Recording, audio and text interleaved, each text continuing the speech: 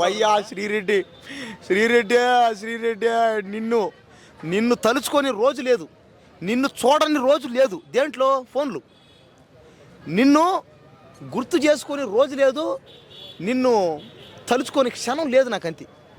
శ్రీరెడ్డికి నేను మొదటి నుంచి ఫ్యాన్ని. ఎలా ఆమె చేసే సినిమాలకి, చేపల పులుసు వీడియోలకి, ఆమె వేసే బికినీలకి, ఆమె వేసే డ్యాన్సులకి, ఆ ఫైట్లకి, ఆ రొమాంటిక్ ఫిలిములకి నేను ఫ్యాన్ని. కానీ ఈరోజు నువ్వు అవన్నీ మానేసి నీకన్నా 100 కోట్ల ఆస్తి ఉన్నా కానీ అది అంత మాసిన బట్టలు నాలాగే నాకంటే డబ్బులు లేదు. మాసిన బట్టలు నీకేమైంది? నువ్వు మాసిన బట్టలు వేసుకొని అక్కడెక్కడ అనకపల్లి ఎక్కడ ఉంటా స్టేషన్కి పోయి నువ్వు నీ అంత నువ్వే సిలిండర్ అయిపోయి నాకు మాత్రం ద్రోహం చేసావు నువ్వు. నేను మొదటి నుంచి నీకు చెప్పిన సన్నీ లియోన్ లాగో, మియా మాల్కో లాగా, సిల్క్ సుమిత లాగైనా పర్లే, లేదా పాతకాలం ఆమె ఎవరైనా షకీల్ లాగైనా పర్లే, ఎవరో ఒకరిలాగా నువ్వు కూడా అలాంటి సినిమాలు చెయ్యి. ఆ సినిమాలు నువ్వు కూడా తీయని మొదటి నుంచి ఒత్తుకున్న కామెంట్లు. శ్రీరెడ్డిని కూడా పర్సనల్గా కలిసి మాట్లాడదాం అనుకున్నా, కానీ నా దగ్గర డబ్బులు లేవు, ఛార్జీకి డబ్బులు లేవు నా దగ్గర. కాబట్టి ఏంటంటే శ్రీరెడ్డి నాకు మాత్రం ద్రోహం చేసింది. నువ్వు సన్నీ లియోన్ లాగా నువ్వు పెద్ద స్టార్ అవ్వాల్సింది. ఎంతసేపు పిక్కలు చూడు, మెడకాయ చూడు, నడుము చూడు, నా అందం చూడు, నా వెనక చూడు అంటది. కానీ ఒక్కడితోనే చేసి నువ్వా ఆశ్చర్యపోయినావు అంతే. ఏంది వీడియోలు, ఆ రొమాంటిక్ వీడియోలు చేయలేమి, అది నా బాధ. నాతో చెయ్యి, నేను కాదన్నా. అవన్నీ చేసి పైగా నువ్వు ఏం చేసావు? బట్టలు చింపుకొని మళ్ళీ నగర్లో ధర్నాలు చేసి ఓడిలాగా నిరాహార దీక్షలు చేసి ఎవరికి దక్కకుండా నువ్వు చెన్నైకి పోయి దంకేసుకున్నావు. ఎందుకంటే ఆడుకోవడానికి డబ్బులు ఉన్నాయంట, ఆడుకోవడానికి బిల్డింగులు, భూములు, ఆస్తులు ఉన్నాయంట. ఒక మనిషికి నేను ఆస్తులు ఎక్కడో నాకు అర్థం కావట్లే. ఈ స్టేట్లో ఒక బిల్డింగులు, ఆడొక బిల్డింగు, పక్క దేశంలో ఒక బిల్డింగ్ ఉంటుంది, పక్క దేశంలో భూములు ఉంటాయి. అర్థమే కాదు ఈ డబ్బున్న వాళ్ళు ఎక్కడ పోతారా స్వామి వీళ్ళు, ఈ హీరోలు హీరోయిన్లు. ఏందా స్వామి వీళ్ళ అన్యాయం ఇది, నిజంగా దారుణం ఇది నిజంగా. ఇప్పుడు అరెస్ట్ మీద ఎలా స్పందిస్తావు? అరెస్ట్ ఎలా చూస్తావు? నా బాధ అదొకటే, నాకేం అరెస్ట్ ఏమలే. ఇప్పుడు ఆమె ఎంతో మంది మీద మాడింది కదా, నాకేం బాధలే. నాకు దేని బాధ? ఆమె ఎవరి గురించి మాట్లాడింది? సినిమా యాక్టర్ల మీద మాడింది. మరి నాకు దేని బాధ? ఆమె రియాలిటీలో ఇంకెవరి మీద మాట్లాడుంటే నేను ఖచ్చితంగా అడిగే ఉంటా. కానీ ఆమె మొదటి నుంచి సినిమా యాక్టర్ల మీద అడిగింది. సినిమా యాక్టర్లు ఈమె కంటే దారుణమే, వాళ్ళు ఒకటే. కాబట్టి నాకేమి సినిమా యాక్టర్లు అంతకు నాకేం బాధ లేదు. ఎందుకంటే వాళ్ళ దగ్గర డబ్బులు ఉన్నాయి, వాళ్ళు ఏమైనా చేస్తారు. వాళ్ళ కోసం గొంతు కోసుకొని పేక కోసుకొని సచ్చేవాళ్ళు ఇక్కడ వీళ్ళు, నేను కాదు. నాకెందుకు చెప్పా? వైసీపీ పార్టీకి సపోర్ట్ ఇచ్చి అందరినీ అన్నందుకు, అంతే కదా. పార్టీ వాళ్ళు కూడా అన్నందుకు కరెక్టే. పార్టీ వాళ్ళు అంటే అన్నావు, సినిమా వేరు, రాజకీయం వేరు, అంతే కదా.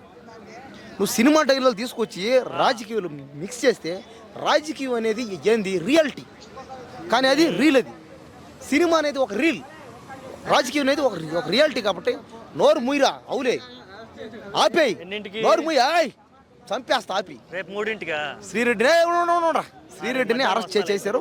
ఖచ్చితంగా ఆమెను జైల్లో పెట్టాలి, శిక్షించాలి. ఆమెనైనా శిక్షిస్తే అలాంటి వాళ్ళు బయట తయారవకుండా ఉంటారు అనమాట. ఎందుకంటే డబ్బులు ఉన్నాయని మేము ఈరోజు ఏం చేసినా ఉంటుందిలే అంటారు. రేపు గవర్నమెంట్ చేంజ్ అవుద్ది, నీ డబ్బులు, నీ భూములు, నీ బిల్డింగ్లు లాగేస్తారు. అంతే, అన్ని రూపాయి కూడా రాదు ఇంకా నీకు. అంటే ఏమని అర్థం? డబ్బులు ఉన్నా కూడా రియాలిటీ జరగదనమాట. నువ్వు ఆమె లొంగిపోయిందని విన్నాను నేను. శ్రీరెడ్డి గారే పోలీస్ స్టేషన్కి వెళ్ళి లొంగిపోయారని విన్నాను. నేనేంటాం మాత్రం ఆమె గతంలో కూడా చెప్పింది, నేనేదో డబ్బుల కోసం నాకు వైసీపీ వాళ్ళు ఈ రకంగా నెల ఖర్చులు డబ్బులు ఇస్తారండి వీడియోలు చేయమని, అందుకని నేను చేశాను. నాకు కొన్ని నెలల నుంచి డబ్బులు కూడా రాలేదు, నా పరిస్థితి బాగలేదు అని ఆమె చెప్పింది. పాపం బోరుమని ఏడిచింది. ఆమెదేముంది, ఇప్పుడు వీళ్ళు డబ్బులు ఇచ్చి తిట్టమని తిట్టింది. తర్వాత పశ్చాత్తాపడింది. నేను అనవసరంగా తప్పు చేశానే, వీళ్ళ డబ్బులు కాసిపడి చంద్రబాబు నాయుడు గారిని కానీ వాళ్ళ కుటుంబాన్ని కానీ నేను అన్న బూతులు తిట్టాను, ఈ జగన్ మాయలో పడి అని ఆ రోజు ఆమె పశ్చాత్తాపడింది. గతంలో కూడా కొన్ని వీడియోలో చెప్పిందని నన్ను క్షమించింది చంద్రబాబు నాయుడు గారు, లోకేష్ గారు.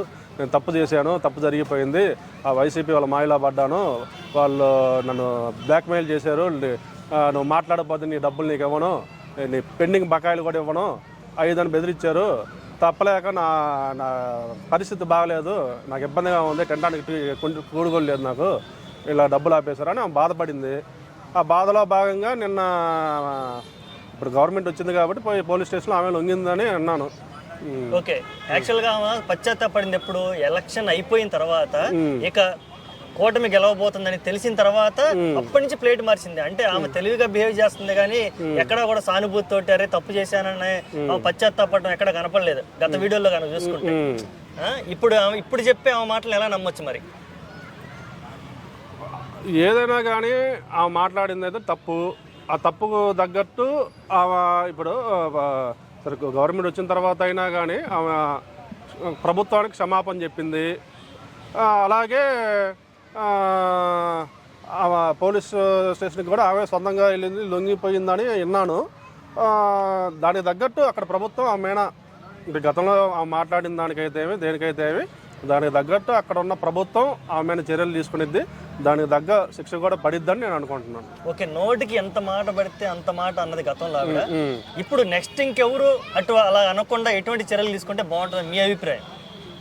ఇలాగా శ్రీరెడ్డి గారు లాగా కానీ ఇంకోరు ఈ మధ్య చాలా మంది సోషల్ మీడియాలో తిడుతున్నారు. ఈరోజు ఇంకో నెల్లూరు అంట వాడు తిడుతున్నాడు చంద్రబాబుని.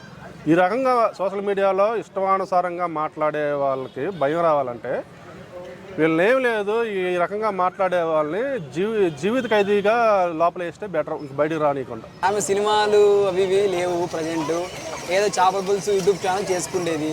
రాజకీయాల్లో దిగి కొద్దిగా అవసరం లేదు రాజకీయాలు మనకి. శ్రీరెడ్డి దయచేసి నువ్వు ఎక్కడున్నా కంపల్సరీ హైదరాబాద్కి వచ్చి ఎక్కడో వచ్చి మన యూట్యూబ్ ఛానల్లో చేపల కూరాకు చికెన్ కూరాకు అవి చేస్తుంటారు కదా, అవి చేసుకొని ఉండాలని రిలీజ్ అయిన తర్వాత కోరుకుంటాం అన్న.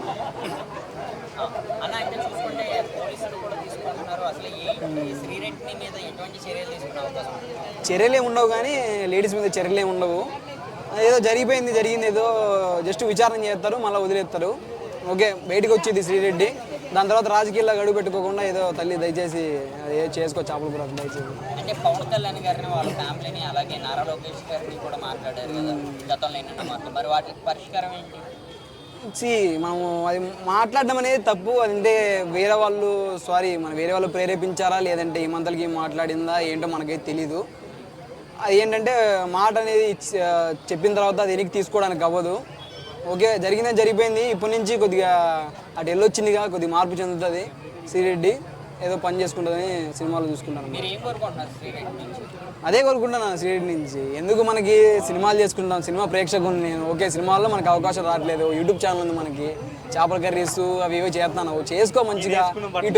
ఇటు తెలుగు ఫిలిం ఇండస్ట్రీలో మీకు అవకాశాలు రావట్లేదు. ఓకే, తమిళ్లో మన లారెన్స్ గారు ఉన్నారు, ఆయన అవకాశం ఇస్తాను రమ్మని చెప్పారు. ఆ తమిళ్లో మంచి ఫ్యాన్ బేస్ ఉంది, మీకు తెలియదు ఆ విషయం. శ్రీరెడ్డి గారికి తెలుగులో కొద్దిగా తక్కువ ఉన్నా కూడా వచ్చిన తర్వాత సినిమాలు యూట్యూబ్లో అవి ఇవి చేసుకొని మన రాజకీయాలు వద్దు, అవసరం లేదు అని చెప్తాను శ్రీరెడ్డికి ఒక లవర్గా. శ్రీరెడ్డి ఫ్యాన్ నేను. శ్రీరెడ్డి నా హార్ట్.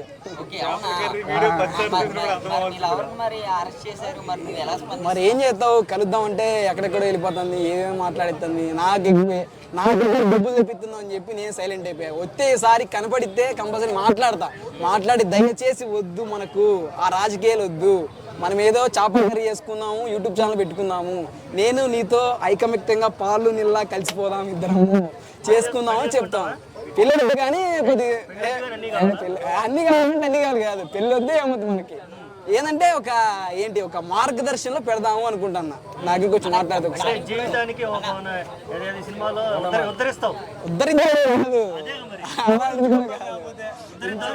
ఉద్ధరించడం కాదు, ఒక మార్గంలో చెడు మార్గంలో వెళ్ళే వాళ్ళని మంచి మార్గంలో పెట్టే దాంట్లో నేను ముందు ఉంటా. అందుకని శ్రీరెడ్డి కూడా ముందు పెడతా.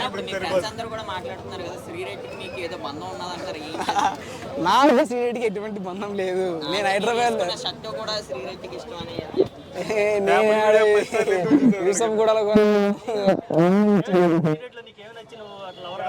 లవర్ కాదు, ఒక చెడు మార్గంలో పోయేటోళ్ళని నేను మంచి మార్గంలో పెడతాను అనమాట. అందుకు శ్రీరెడ్డి కూడా మంచి మార్గంలో పెడదాం అనుకుంటున్నా, అంతే.